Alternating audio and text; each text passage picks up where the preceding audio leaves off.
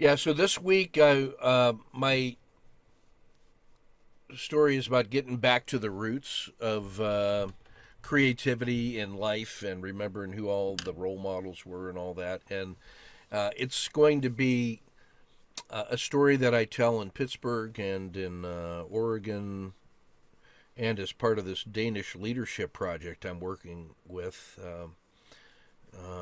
about creativity and the teaching of creativity in the professions, and it has everything to do with getting back to the original creativity that's baked into the cake. Our evolutionary brain is wired to generate new insights and possibilities and potentials as a way to respond to a dangerous world. When we were not the largest, strongest, fastest, bravest animal, but a collection of little scared mammals on the plains of Africa. And what we had going for us was an adaptive brain that could look for clever solutions to pressures and challenges. And we had the ability to communicate our ideas to each other in stories. And opposable thumbs, we had those. And the ability to band together as a tribe. And on the basis of that thin edge, we've moved to the top of the food chain. And so our brains have been selected for the ability to do exactly that under pressure in extreme circumstances, to come up with a scrambling set of solutions that might work, and then quickly picking one that feels right and going with it.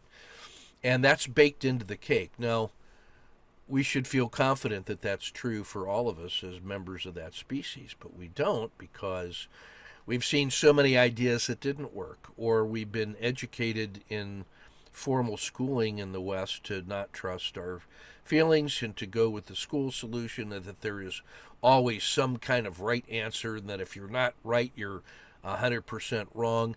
And that has served to act as an inhibitor to our natural, free flowing creativity. Now, there's something important about socialization that, we've grown up having to abide by rules and agreements and so forth for the good of the tribe, and we've learned what's permissible or not.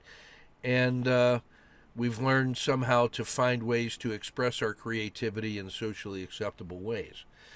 But there's an awful lot more capacity in us than we remember. And, we've set aside the fun and games of youth to become serious adults.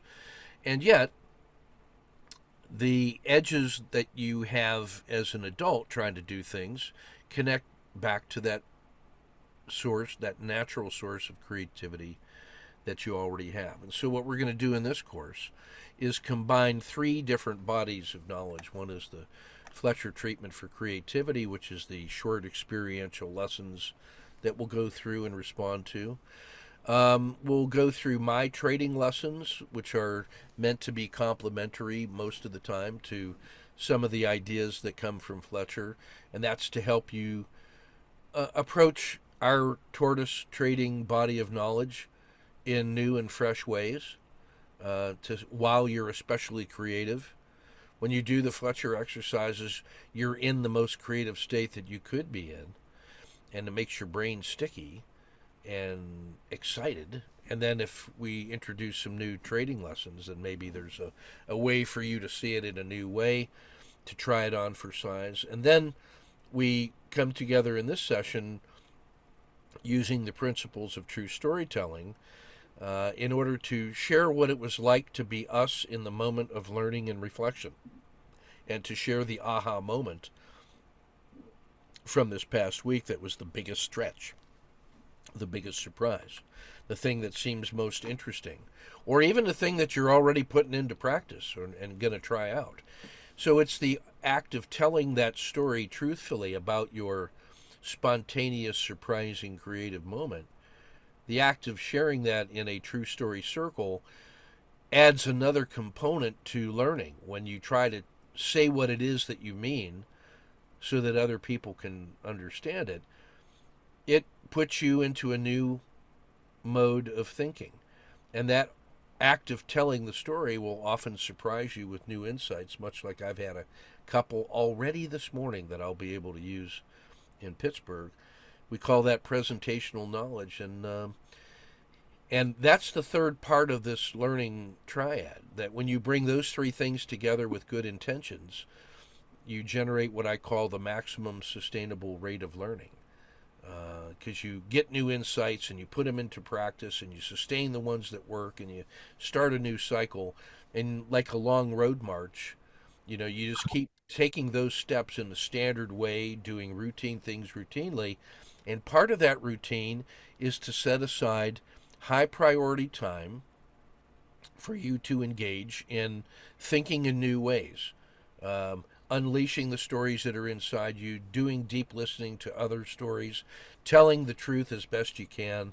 And when you start doing that routinely, quickly you discover that nothing else will do, that you have a thirst and a hunger for that experience, and you end up connecting that in your emotional center where we make value judgments with this process of deliberate, intentional creativity and innovation. And then what ends up happening is that you turn that into sustainable changes by using good procedures and process and all that in the normal way. But this little box that you see there is much like an engine that just will not stop, and it wants to do work. And if you're like the rest of us, you'll end up finding that this is an addictive way of making improvements. That it really is enjoyable just for the experience of being in a truth telling circle with people you admire and respect.